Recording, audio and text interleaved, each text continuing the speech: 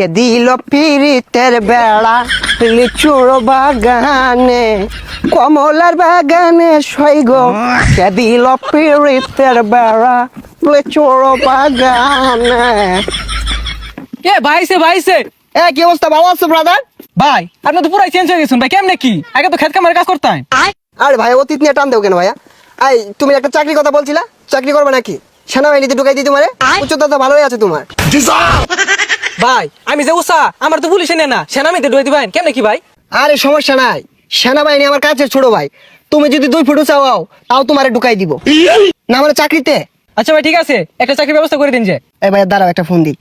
Hello কদম আলী, এই মুড়ে আমার গাড়িটা নিয়ে আসো তো। কি কোন ভাই, এই সিফার ওটা এত বড় গাড়ি ঢুকাইতেছেন ঢুকু? আরে সমস্যা নাই, আসলে দেখতে পারবা। ভাই এত চেঞ্জ এত টেবু ভাই, কেমনে সম্ভব এগুলো ভাই? এই যে ভাই আপনার গাড়ি। ভাই এই গাড়ি চালাতে পারবেন? আরে 12 মাস তো এগুলাই চালাই। এই সরো। দেখছস ভাইয়ের কি চেঞ্জ?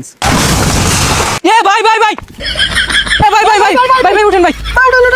না সমস্যা নাই, ঢাকা শহর রেস করি তো এখানে ফাঁকা রুট পায়া গাড়িটা একটু পাকা দিকে চলে গিয়েছিল। তোমরা এক কাজ করো, গাড়িটা গ্যারেজে পাঠাই দাও, সমস্যা নাই।